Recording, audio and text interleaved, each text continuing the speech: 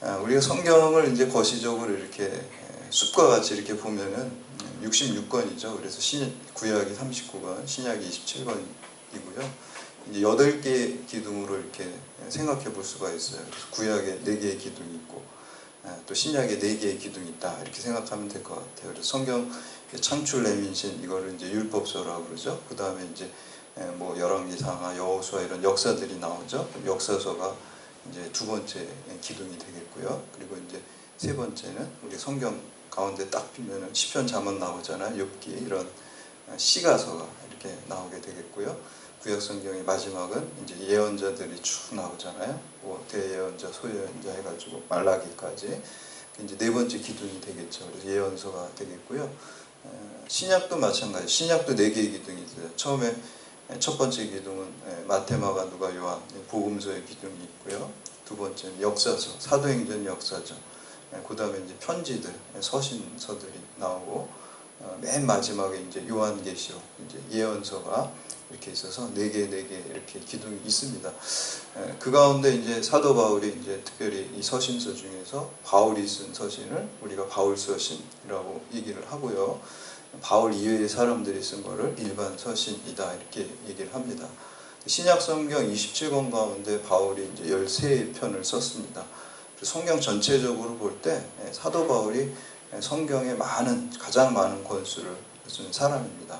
그 가운데에서도 특별히 이제 오늘부터 우리가 함께 나누게 된 이 갈라디아서는 굉장히 중요한 책입니다. 루터가 어떻게 보면은 제일 좋아했던 책 중에 하나가 로마서와 갈라디아서입니다. 그래서 이 내용은 대동소이합니다. 우리가 예수 그리스도를 믿음으로 말미암아 하나님의 은혜로 구원받는다. 우리 이신칭의, 이신득의라고 하죠. 그거를 강조하는 책입니다. 근데 분량이 이제 로마서보다 작아서 작은 로마서다 이렇게 이제 얘기를 하고 있습니다. 그래서 이 갈라디아서, 또 로마서, 우리가 고린도전서, 고린도후서, 우리가 지난 시간에 우리 고린도전서 다 우리가 함께 나눴잖아요. 이 4권이 바울의 그 13권의 그 서신 중에서도 가장 중요한 4권으로 이렇게 보통 얘기를 하고 있습니다. 그래서 이 갈라디아서는 별명이 많아요.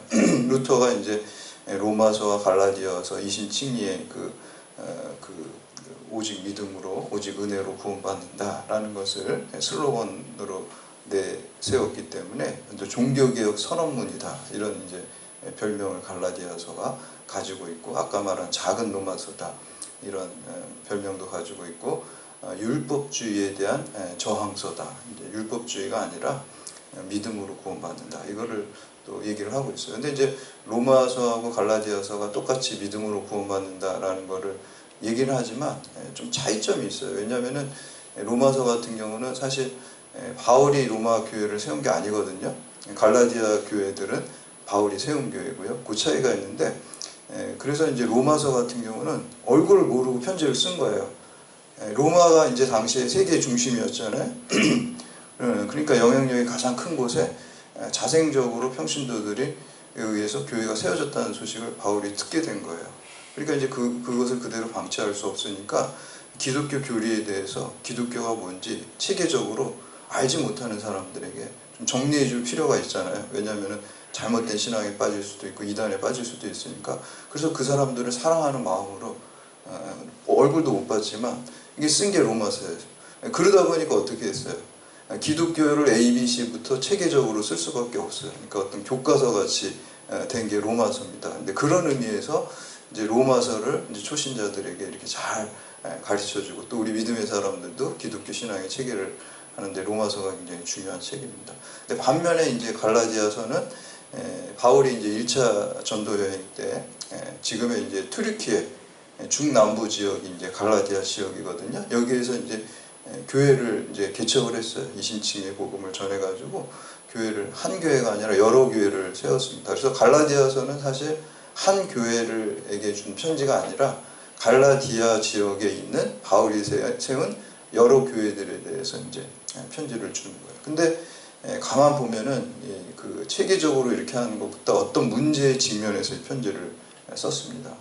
어떤 문제였냐면 바울이 이신칭의 복음을 전하고 왔는데 거기에 이제 유대교적 율법주의적인 생각을 갖고 있는 거짓 교사들이 그 교회들에 침투해서 야, 믿음으로 구원받는 거 뭐 그거 좋지만 율법도 여전히 지켜야 되고 할례도 받아야 된다. 행위 구원을 얘기를 하게 된 거예요. 요즘에도 그런 이단들이 많죠. 행위 구원을 얘기하는 이단들이 많습니다. 이게 참 민감한 문제예요. 그러면 뭐 부도덕하게 살아야 되냐? 그런 건 아니에요. 절대 아닙니다. 윤리를 말합니다. 윤리가 반드시 있어야 돼요. 근데 그걸로 구원받는 거 아니라는 거, 이게 굉장히 미묘한 부분인데 이걸 정확히 알아야 돼요. 그러니까 먼저 믿음으로 은혜로 우리가 구원받은 다음에 후속 조치로 우리가 그 은혜에 감사해서 선한 행실을 얻고, 그리고 내가 하나님의 자녀가 됐기 때문에 내 안에 예수 그리스도가 있기 때문에 선한 게 나오는 것이지, 내 믿음이 진짜인지 아닌지는 행동을 보면 알잖아요. 우리가 누군가를 사랑하는지 안 사랑하는지 보면은 그 사람이 하는 행동을 보면 알아요. 진짜 사랑은 행동이 나오게 돼 있죠. 그래서 우리가 행함으로 구원받는 건 아닙니다. 분명합니다. 그렇지만 행함이 없다 그러면은 저 사람이 정말 하나님 사랑하는가? 의심할 수밖에 없죠. 그리고 저 사람의 믿음이 진짜인가? 구원받는 믿음인가? 의심할 수밖에 없다라는 것이죠. 그래서 요거를 잘 우리가 염두에 두셔야 됩니다. 우리가 하나님의 은혜로 믿음으로 구원을 받는 것, 이것을 놓쳐서는 안 되지만, 그렇다고 해서 구원파 같은 사람은 어떻게 해요? 구원받았으니까 아무렇게나 부도덕하게 살아도 된다. 그거는 잘못된 믿음이고 이단적인 믿음. 우리가 구원받았기 때문에 천국 백성답게, 하나님의 자녀답게 그렇게 우리가 행동을 하고 윤리적인 삶을 살아야 될 줄로 믿습니다. 특별히 이제 가장 중요한 거는 하나님께서 아브라함을 부르신 목적도 이 땅에 하나님의 공의와 정의를 실천하기 위해서 내가 불렀다라고 이제 창세기에 나오고 있거든요. 바로 이제 공의와 정의, 하나님의 사랑의 어떤 사회적 공동체적 형태로서의 사랑과 정의를 이 땅에 여러분들이 실현해야 될 그 임무와 사명이 있을 줄 믿으시기를 바랍니다. 아멘. 그런 행동을 우리가 해야 돼요. 특별히 경찰관이 그 일을 하기 정말 좋은 직업이라고 저는 생각합니다. 그래서 여러분들이 이거를 경찰관을 그냥 이걸로 내가 생계를 유지하는 게 이렇게 생각하시면 안 되고요. 우리가 이거를 하나님이 주신 성직이다라고 생각하고 여러분들의 경찰 업무, 하나님의 이 땅의 대한민국의 공의와 또 정의를 실현해 가는 사명을 잘 감당하시기를 주님의 이름으로 축복합니다. 그래서 이제 전체가 이제 갈라디아서 6장인데요. 세 부분으로 나눌 수가 있어요. 1, 2장은 이제 변론, 바울이 이제 변론하는 게 나옵니다. 그리고 3장과 4장은 그 다음에 교리에 대한 게 나오고, 그 다음에 마지막 5, 6장은 이제 실천과 윤리에 대한 걸 이렇게 균형 있게 하는 것을 볼 수가 있습니다. 특별히 이제 거짓 교사들이 들어와서 바울의 이신칭에 대한 복음, 믿음으로 구원받는다는 건 다른 말로 뭡니까? 십자가의 은혜로 구원받는다는 거잖아요. 내가 구원받을 수 없고 오직 십자가의 은혜, 보혈의 피로만 내가 구원받는다는 거잖아요. 그게 그거로 구원받는다 그랬는데 자꾸 율법을 얘기하고 행함을 얘기하고, 그러면 이제 그거를 더 깊게 들어가면 결국 십자가가 없어도 된다는 것까지 나갈 수가 있는 거예요. 내가 어떤 업적으로, 내 업적으로 자력구원이 되는 거예요. 기독교는 타력구원입니다. 불교는 자력구원이에요. 내 스스로 수행해가지고 깨달음을 얻어서 구원받고, 기독교는 내 스스로 안 된다는 거예요. 인간 스스로 안 된다는 거예요. 그렇지만 주님의 은혜로 내가 구원받는다는 타력구원입니다. 어떻게 보면은 타력이라는 거는 유치한 것 같은데, 가만히 생각해 보면 인간 스스로 안 된다는 걸 우리가 살아가면 살아갈수록 더 깨달을 수 있습니다. 특히 우리가 죽음의 문제를 인간이 해결할 수가 없습니다. 죄의 문제를 인간이 해결할 수 없습니다. 그거를 주님께서 해결해 주셨고, 주님이 우리 안에 임재하실 때 그 문제를 우리가 이기고 승리하고 있을 줄 믿습니다. 그래서 아멘. 주님의 은혜로 구원받는 것을 놓치지 말아야 됩니다. 그래서 이들이 이제 율법주의자들이 그 이신칭의 복음을 공격하면서 그 복음을 전한 사도 바울의 사도권의 정당성을 이제 공격하고 있습니다. 그래서 첫 번째 갈라디아서는 거기에 대해서 사도 바울이 자기의 그 사도권의 정당성을 변호하면서 십자가 복음을 변증하는 것을 볼 수가 있습니다. 어떻게 보면은 우리가 지난 시간까지 나눴던 고린도후서하고 같은 맥락이죠. 그래서 사도 바울에 대한 사도권에 대한 게 계속 공격된 것을 볼 수가 있습니다. 그래서 오늘 특별히 이제 갈라디아서 첫 번째 인사말 부분 1절에서 5절까지를 통해서 믿음을 새롭게 결단하는 시간 되시기를 주님의 이름으로 축원합니다. 첫 번째, 이 바울의 사도권은 하나님으로부터 말미암은 것입니다. 보통 이제 사도라고 할 때 기준이 있었어요. 사도를 정하는. 첫 번째는 예수 그리스도와 공생애를 같이 했냐 안 했냐 해야지만 이제 사도라고 인정을 받았어요. 예수님의 12제자는 공생애 활동을 같이 했기 때문에 사도라고 칭함을 받았고, 두 번째 조건은 예수님의 부활을 목격했는가, 이 두 가지가 기준이었어요. 그래서 예수님과 공생애 활동을 같이 해야 되고, 그리고 예수님의 부활을 직접 목격해야 되고, 이게 이제 그런 사람이 다 되는 건 아니라 그게 이제 필수 요건이었어요. 근데 여러분 바울은 어때요? 그 두 가지가 다 안 돼요.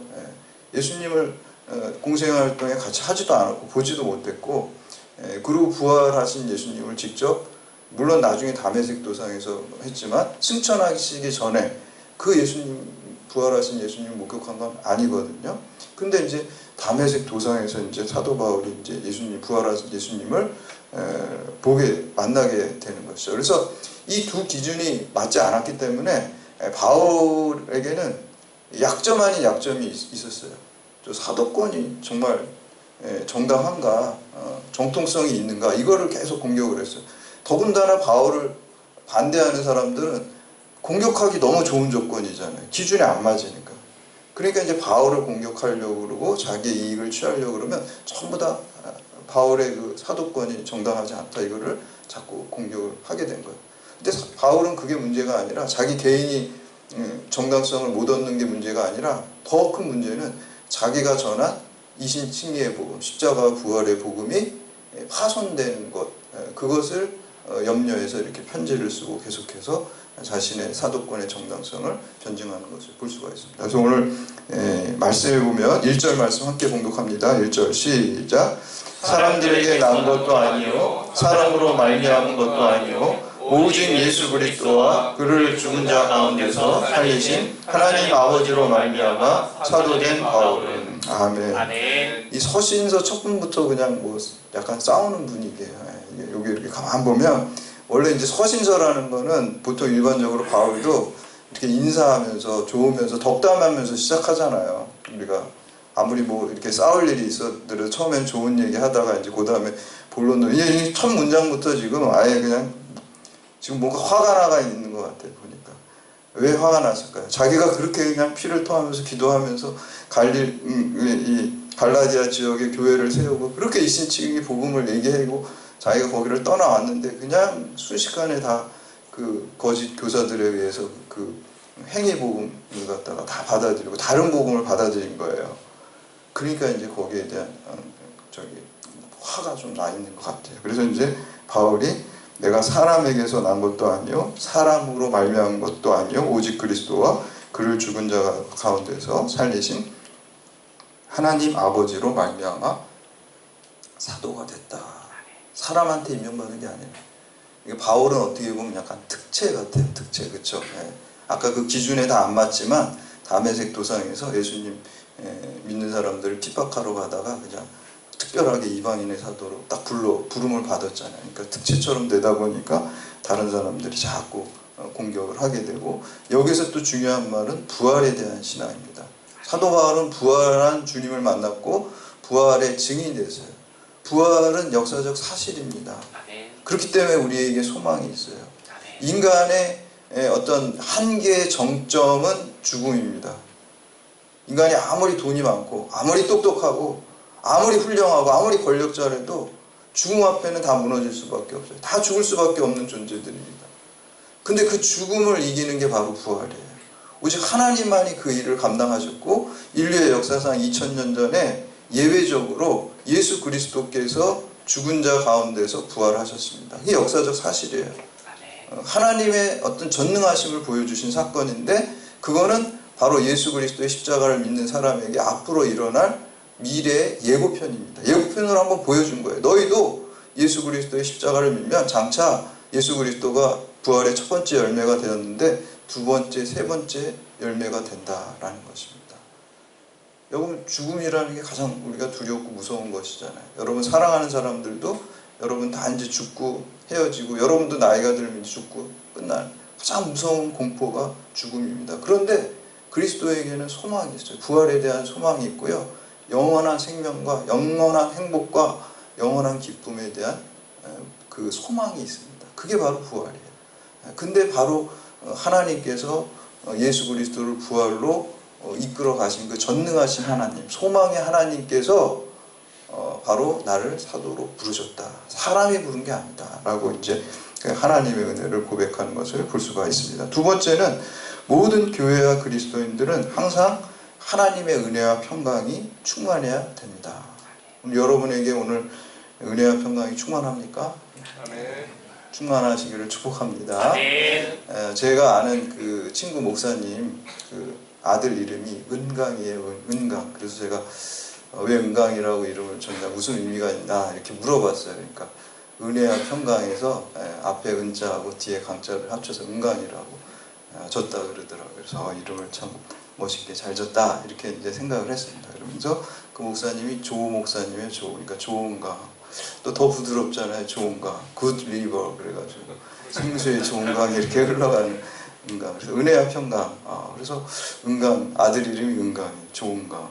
그래서 이름을 잘 줬는데 바로 이제 오늘 본문 말씀에 2절 말씀 그 은혜와 평강이 나옵니다. 함께 봉독합니다. 시작.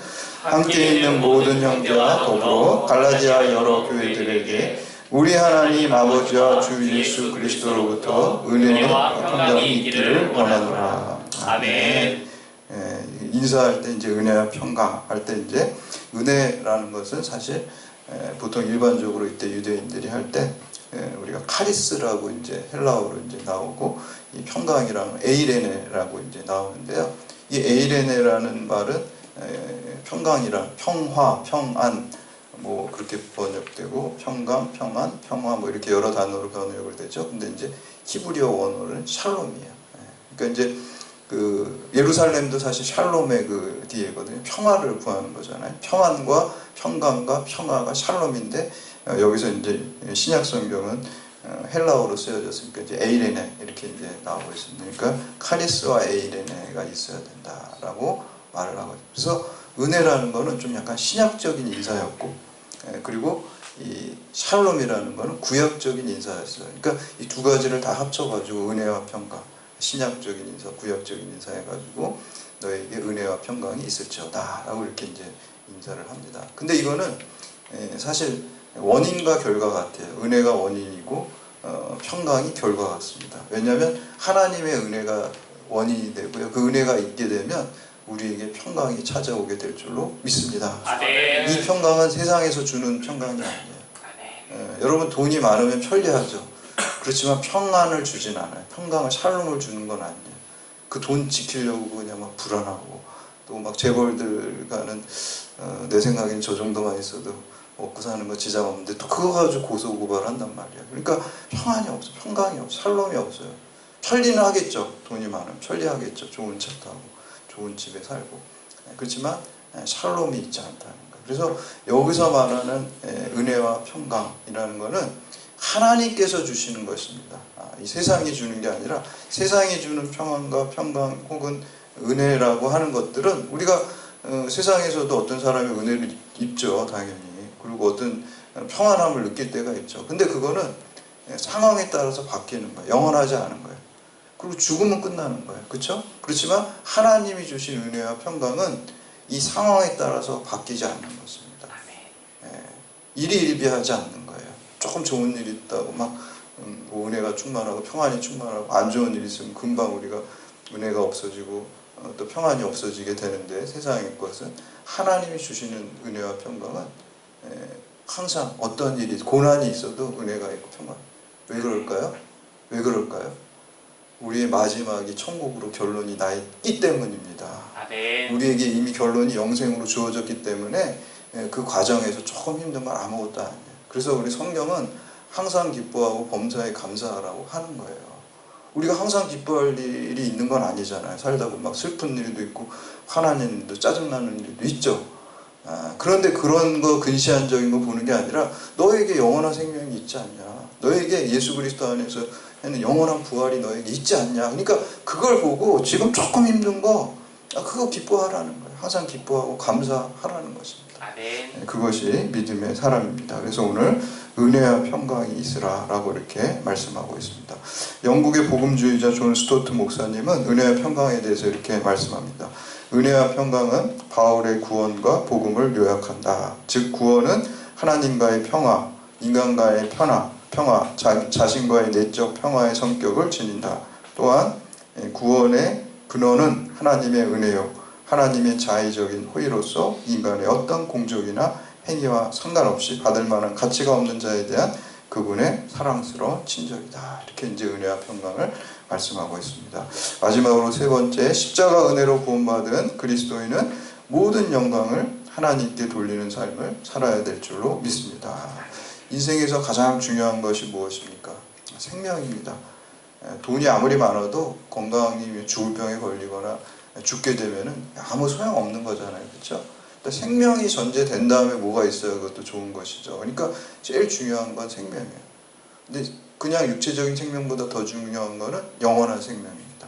육체적인 생명은 아무리 건강해도 결국 우리가 늙게 되고 우리가 죽게 되잖아요. 그렇지만 영원한 생명이 우리에게 있어야 됩니다. 그래서 여러분, 인생의 목적은 영생을 얻는 거예요. 영생을 얻는 거.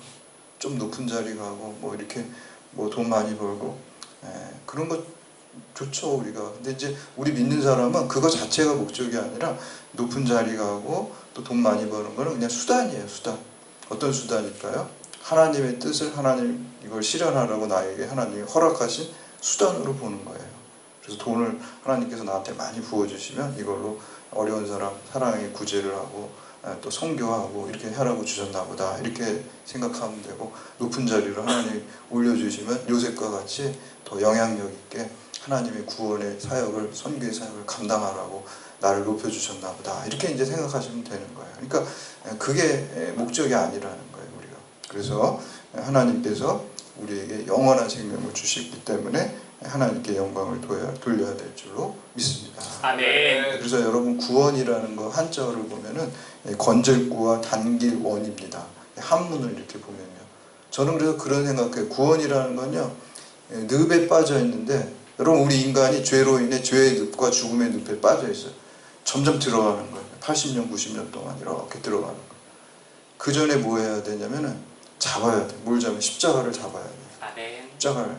이 늪에 빠지면은 허우적거리면 자기가 더 빨리 빠지고, 결국 늪에 빠진 사람은 스스로 나올 수가 없어요. 늪에 빠진 사람이 나올 수 있는 방법은 늪 밖에 있는 사람이 뭔가 줄을 던져준다든지 막대기를 던져줘서 그 사람이 당겨줘야 되니까 타력에 의해서만 구원받을 수 있는 거죠. 혼자 스스로는 나올 수가 없어요. 이 구원이란 말이 건질구 단길원이라는 게 예수 그리스도, 죄가 없으신 분, 늪에 안 빠진 분이잖아요. 죽음의 사망 권세에 안 빠지신 분이 우리의 죄를 짊어지고 십자가를 지심으로, 십자가를 우리에게 던져줌으로 우리가 그 십자가를 붙잡을 때 그 십자가를 통해서 죽음과 죄의 늪에서 빠져나오게 될 줄로 믿습니다. 아멘. 내 스스로 나온다는 건 다 거짓말이에요. 내 스스로 우리가 죽음의 문제를 절대로 이길 수가 없습니다. 죄의 문제를 이길 수가 없습니다. 오직 주님만이 우리 죄의 문제를 해결해 주십니다. 그래서 성경은, 기독교는 사실 죄의 문제를 해결하는 거예요. 창세기에 보면 원죄 사건이 나오잖아요. 그 다음에 요한, 그래서 이제 신라곤 하잖아요. 낙원을 잃어버리잖아요, 인간이 죄로 인해. 그래서 생로병사가 생긴 거잖아요. 늙고 병드는 게 다 죽음의 징후들. 너 이제 죽어, 경고하는 거예요. 늙는 것도 경고하는 거, 병드는 것도 너 이제 죽는 거야, 이렇게 경고. 죽기 전에 뭐 하라 그러는 거예요? 십자가 잡으라는 사인이에요. 근데 그 사인을 못 알아들으면 안 돼. 자꾸 늙고 병드는 거는 십자가 붙잡으라는, 죽음으로 가니까 이제 영원한 생명을 얻으라는 사인입니다. 그리고 요한계시록에는 복락원이 나오잖아요. 그리고 그 중간에 십자가가 있습니다. 그러니까 성경은 원죄로 신라곤하는 게 있고요, 요한계시록에 복락원이 있는데, 여기를 가려면 십자가가 있어야 되는 것입니다. 그게 십자가의 은혜로 우리가 구원받았다는 것을 성경 전체가 우리에게 말하고 있습니다. 그것을 이제 압축적으로 말한 게 이제 갈라디아서입니다. 그래서 4절과 5절 말씀 함께 봉독합니다. 시작.